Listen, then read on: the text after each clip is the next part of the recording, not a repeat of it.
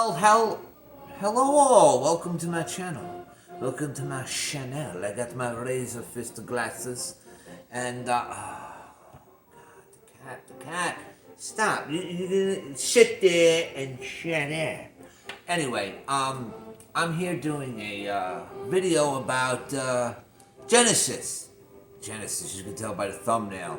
And this is a band that's been around since '69. Not around anymore, kind of ended in late 90s. Had 15 albums. I'm going to rank the albums. Unfortunately, I never saw this band in person. Also, just so you know, this is not a high production value channel. This is as grassroots as it gets, as my sidekick, the cat, can attend to. I'm just gonna give you my opinion. Maybe you'll agree with it or not. It doesn't matter. I kind of do this mostly for myself. I do have an on-air sign now. I also have a microphone. So I'm moving up in the world. But anyway, yeah, this is. I'm not giving gifted insight into the music, the nuances, the playing, the songs. I'm just giving a straight album ranking and to try to keep it as short and sweet as possible. Unfortunately, as with some of my other, I never saw them in concert, so I don't have any anecdotal or just memories of when I saw them in concert. However, I did see Peter Gabriel in concert, and I also saw Phil Collins in concert. No jacket required, and so. But anyway, let us begin.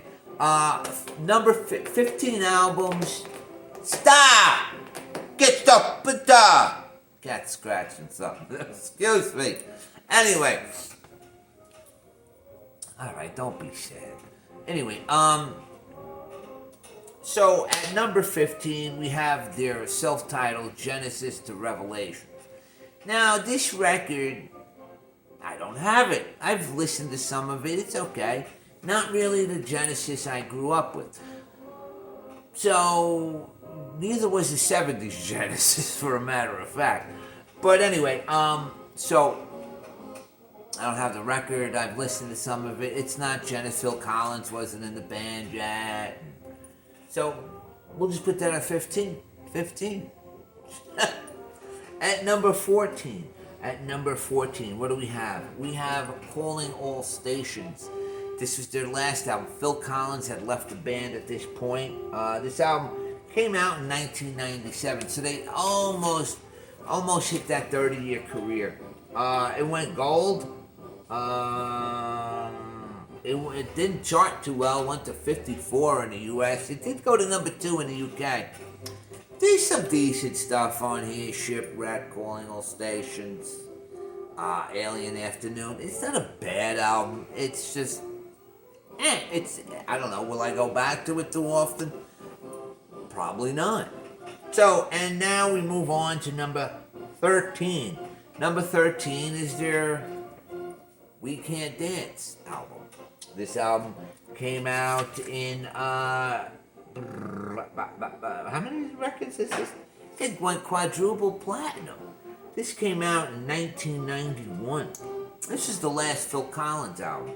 Had some pretty big songs on here. No Son of Mine, I Can't Dance, Hold on My Heart. Good stuff. Just, it's not really for me. So that's number 13. Okay, so number 12, we have their second album, Trespass. So it's not a very long album. It's got some long passages for songs. It's a 6-song album. This is when Phil Collins joined the band. This is when they actually got into prog rock. So there you go. Trespass, number 12. Okay, and number 11, Foxtrot, which was their 4th album. This came out in 1972. This is like I said, this is the band that, in the 70s, this was their prog rock period, so to speak. This is where they found their niche. And mind you, they're all just immensely talented individuals. They've all had interesting solo careers outside of Genesis. Okay, so where's number 10? Okay, number 10. Wind and Wuthering. Wind and Wuthering came out in 1976. Um, Once again, kind of more poppy, kind of continuing with the prog. Peter Gabriel had left the band. They're still into their 70s prog rock. This is number 10, Wind and Wuthering. And then there were three. And then there were three. This is when they kind of. This is when it almost kind of started segueing into. This came out in '78. Follow You, Follow Me. This is when they kind of became the band I was introduced to. I guess probably through pop or rock radio. Three of them left. Mike Rutherford.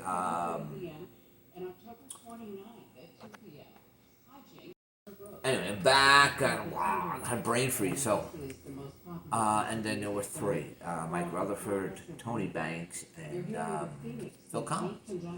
And the big song off of here was "Follow You, Follow Me," which would kind of set the precedent to where Genesis was going. That's number 10. Number 9, Trick of the Tail. Trick of the Tail, this came out right after Peter Gabriel left. This came out in 76. Two albums they put out in 76. This album's great. This is to me is just, I just really dig this album. It's prog. It's just to me it just fires up. It's one of the underrated ones in their canon. So, okay, and then we have that. Hang on a second. Yeah, I kind of lost my place. It was burnt out. Counting down is a problem. Number 7, Selling England by the Pound. A lot of people, this is their favorite. I do enjoy it. It is a prog rock masterpiece, in my opinion. Dancing in the Moonlight. Like, there's some really long passages on here. It's just see, a lot of these albums are meant to be played in their full. You put them on, you listen to the whole thing. That's number 7 for me. Number 6, we have Duke. This is from 1980. This is actually when I got into Genesis. Like I said, they're one of the few bands that transcended into the 80s realm of pop, but still kind of being rock and prog a little bit. It's like them. Peter Gabriel, of course. Phil Collins, of course. Rush, of course. And yes, absolutely. But anyway, I digress. I'm just going off tangent here. Duke. Misunderstanding, huge song. Turn It On Again. It just sounded very modern to me, this record, and I just really liked it. And that's number 6. Number 5, we have Invisible Touch. Now, this is their big one. This is like 6-7 million just in the U.S. alone. This is 1986. Lots of Invisible Touch, number 1. Tonight. That's a really good song. I just happen to really like it. Domino, Throwing It All Away. In Too Deep. This is a great album. In my opinion, it's a great album. Now we're going into number 4. This is their third album, Nursery Crime. This is just brilliant. It's a brilliant record. I just really love this album. There you go. Like I said, I'm not delving into songs and blah, blah, blah. You could all do that. This is just my top worst to best or least favorite to favorite. And then we have number 3 on the list. Abacab. I don't know. This is, when was this? 81, I believe. Yeah, 81. I just love the song Abacab. Keep It Dark is good. Man on a Corner. No Reply at All. It's just, like I said, I really dig when they put that pop rock in pop music, and it kind of fused it into the in with Prague. I just dig that, man. This is my introduction. My first introduction to Yes was the drama album, and it's like my favorite Yes album. That's when I was introduced to the band. That's what I love. Now, The Lamb Lies Down on Broadway. This is a double album. It's brilliant. Last album with Peter Gabriel. Side one is just unbelievable classic. It's like I said, this is a listen. You sit down, you put on one disc or you put on one record, flip it, and you listen to the whole thing. You have to listen to the whole thing. It's almost like it's a concept album. Reminds me of West Side Story. But anyway, this is great. This is my number 2 album by them. This is something I could sit down on any given weekend when I have really nothing going on, or I'm driving in the car a long way and just pop this in for a full listen. And my number 1 album by them is Genesis, with the little puzzle pieces. What was that? Perfection? That game Perfection? You had to put the pieces in there and a time limit, and it'd go off and it'd all pop up. That's what I think this is. Mama's like the weirdest song.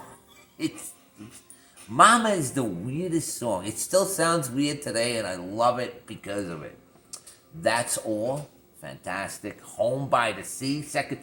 Illegal Alien, it's gonna get better with that weird, I don't know what, synthesizer, Mellotron, or whatever going on there. That's some cool stuff, man. So there you go. My number 1 album by them is this 1983 Jewel, Genesis. I can listen to this at any time. The drums, the production, it sounds 80s, yet it sounds modern. It doesn't sound like anything else, especially Mama. It's just awesome. So that's my number 1. My number 2, The Lamb Lies Down on Broadway. Then we got Abacab, and we got Nursery Crime. Number 5 is Invisible Touch. Number 6 is A Duke. Number 7 is Selling England by the Pound. I lost my spot here. Number 8 is Trick of the Tail. Number 9 is Then There Were 3. And number 10 is Wind and Wuthering. Number 11 is Foxtrot. Number 12 is Trespass. Number 13, We Can't Dance and I Can't Dance. And then we have Calling All Stations, and then we have their debut, which I don't have, from Genesis to Revelation. On a side note, which I'd like to share with you, I try to put as many people onto this. You can kind of find them in bookstores. However, if you go to the Direct Uncut magazine website in England, you can get these magazines for like $5 or $6, man. $6.